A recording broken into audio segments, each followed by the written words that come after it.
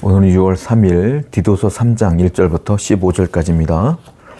1절과 2절이에요. 너는 그들로 하여금 통치자들과 권세 잡은 자들에게 복종하며 순종하며 모든 선한 일을 행하기를 준비하게 하며 아무도 비방하지 말며 다투지 말며 관용하며 범사의 온유함을 모든 사람에게 나타낼 것을 기억하게 하라.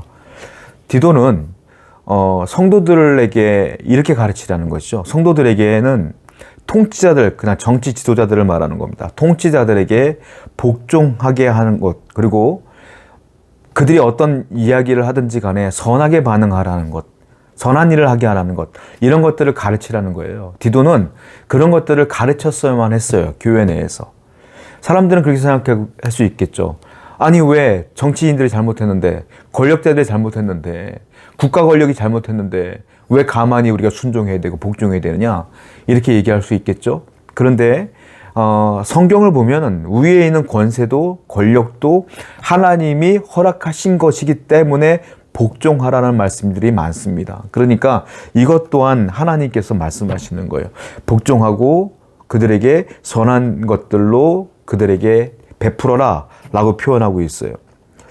왜냐하면 그 이유는 다른 데 있지 않아요.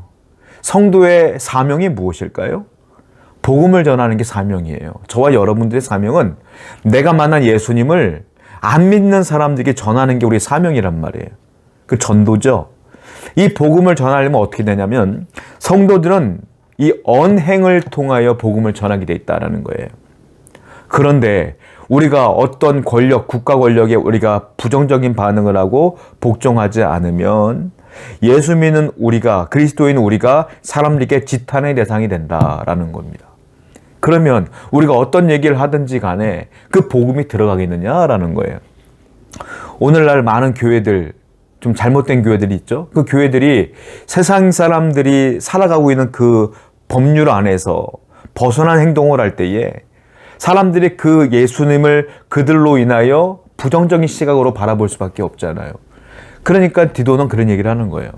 어떤 일이 있어도 우리는 선행, 우리의 언행이 중요하다는 사실을 기억하여 복종하며 순종하며 유순한 대답을 하며 유순하게 온전하게 온유하게 삶을 살아갈 때에 우리의 삶 자체가 복음의 통로가 되는 것이다, 이렇게 표현하고 있어요. 여러분들이 잘 못 사는데, 여러분들이 범죄하고 있는데, 여러분들이 복음을 전하면 사람들이 어떻게 반응하겠어요? 여러분들이 말이 거친데, 다른 사람들을 비난하는데, 다른 사람에게 상처를 주는데, 실컷 상처 넣어놓고 예수 믿으라면 예수 믿겠냐고. 안 된다라는 거예요. 그러니까 어떻게 되느냐? 말과 행동을 항상 선하게 해라. 우리가 여러분들의 말이 아니라 우리 자체가 복음의 통로이기 때문에 그래요. 그러니까 여러분들이 거하고 있는 곳에서 최선을 다하여 하나님의 영광을 위해 살아가시는 여러분 되기를 축원드립니다. 3절이에요. 우리도 전에는 어리석은 자요, 순종하지 아니한 자요, 속은 자요, 여러 가지 정욕과 행락에 종노릇한 자요, 악독과 투기를 일삼은 자요, 가증스러운 자요, 피차 미워한 자였으나. 자, 디도는 이렇게 말하는 겁니다. 우리 모든 사람들이 원래는 죄인이었다라는 거예요. 지금 하나님은 안 믿는 사람들이나 우리나 똑같아. 자, 그들만 죄가 있는 게 아니에요. 우리는 어떻게 했어요? 우리는 원래 어리석은 자였고, 순종하지 않는 자였고, 속은 자였고, 정욕을 따른 행하는 자였고, 행락에 종노릇한 자였고, 악독 있는 자였고, 투기를 일삼는 자였고, 가증스러운 자였고, 피차 미워했던 자였다. 그런데 우리가 예수 그리스도를 믿음으로 말미암아 성령이 내 안에 들어오심으로 내가 죄를 회개하게 되었고, 하나님의 은혜로 말미암아 이렇게 조금씩 변해가는 내 모습이 지금 성도의 모습 아니냐라는 거예요. 그렇다면 나도 그와 같은 죄인이었던 나도 변해간다면, 나도 구원받을 수 있다면 지금 저기 하나님을 알지 못하는 사람들도 동일하게 복음을 받아들이고 구원받고 변화될 수 있지 않겠느냐라는 거예요. 여러분, 그렇습니다. 그러니까 복음을 전파하는 게 중요한 거예요. 여러분들이 전도하는 게 중요한 거예요. 나도 죄인이었지만 예수 믿고 변화됐잖아. 그러니까 저들도 예수만 들어가면, 주님만 들어가면, 복음만 들어가면 변화될 수 있는 거예요. 우리는 사람들을 볼 때 어떻게 봅니까? 저 사람이 옛날에 저랬대. 과거를 갖고 그 사람들을 욕해. 그 현재를 갖고 욕해. 저 사람은 지금 저래. 욕해. 그 어떤 사람도 그 사람의 미래를 보지 않아요.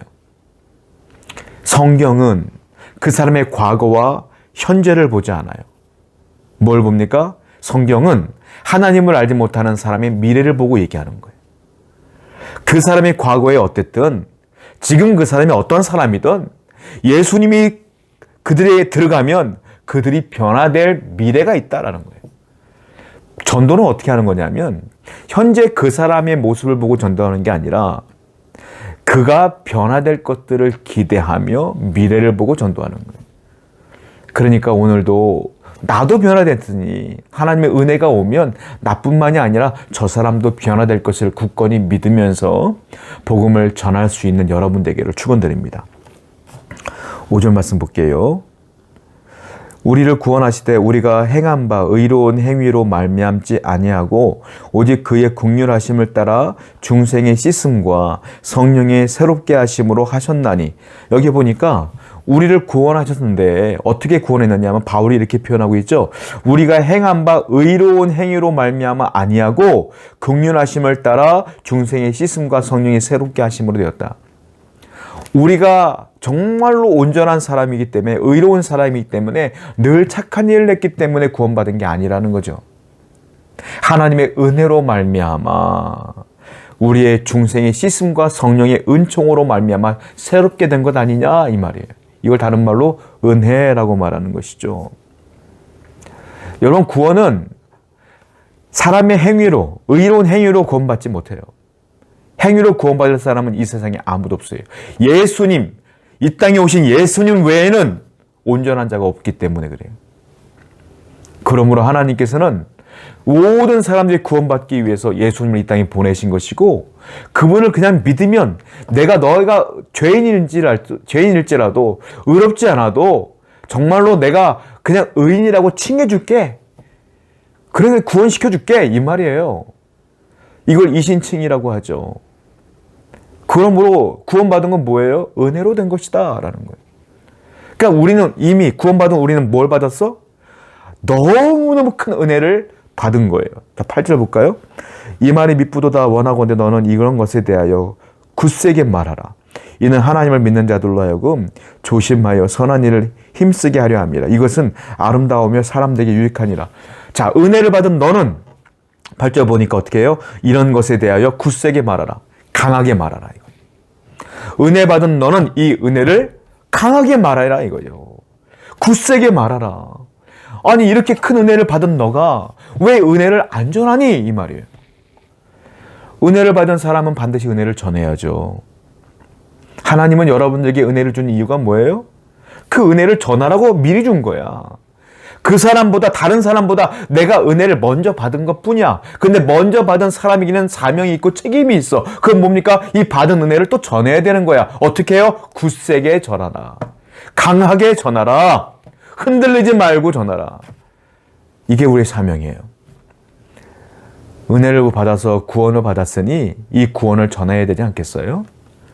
여러분, 굳세게 다시 복음을 전할 수 있는 여러분 되기를 축원드립니다. 자, 그런데 복음을 전할 때 조심해야 될 게 있다는 거죠. 9절부터 11절입니다. 그러나 어리석은 변론과 족보 이야기와 분쟁과 율법에 대한 다툼은 피하라.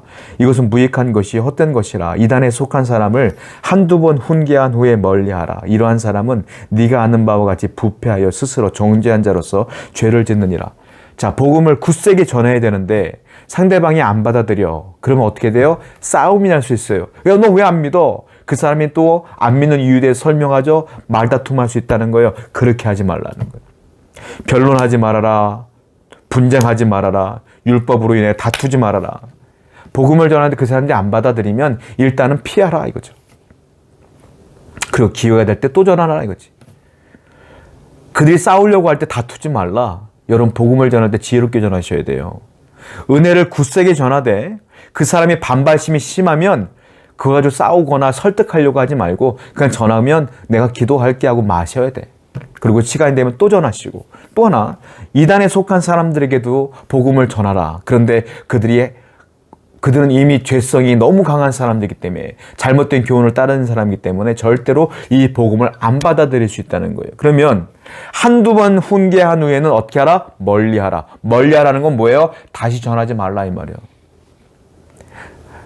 이단에 빠지지 않았으나 강하게 부정하는 사람들에게는 얼마든지 시간이 지난 뒤에 또 전할 수 있지만, 이단에 빠진 사람에게는 한두 번 훈계한 후에는 그냥 멀리 떠나라 이거죠. 그들을 설득하려고 하지 마. 왜? 이미 그들은 악으로 가득 차 있기 때문에 그렇다. 괜히 그들과 복음에 대한 이야기했다가 싸움 나고 여러분들이 어쩌면 끌려갈 수도 있어. 피해를 입을 수 있어. 왜냐? 우리는 복음을 전하는데, 하나님의 영광을 위해서 이 에너지를 쏟아야 되는데 왜 복음을 받아들이지 않을 이단들에게 그 에너지를 쏟겠냐 이거죠. 왜 상처를 받겠냐 이거죠. 그렇게 하지 말라. 그냥 전하고 안 받아들이면 이단을 멀리하고, 너는 또 하나님을 알지 못하는 사람들을 위해서 복음을 전하라 이 말이에요. 그렇습니다. 우리의 사명은 복음 전파에 있어요. 왜냐하면 이미 여러분들은 은혜를 받았기 때문에 그래요. 이거는 하나님이 억지로 여러분들에게 복음을 전하라는 게 아니야. 내가 은혜를 입었으니 너무 감사하여 당연히 해야 될 사명인 거예요. 오늘도 이 사명 잘 감당하시는 여러분 되기를 축원드립니다. 기도합시다.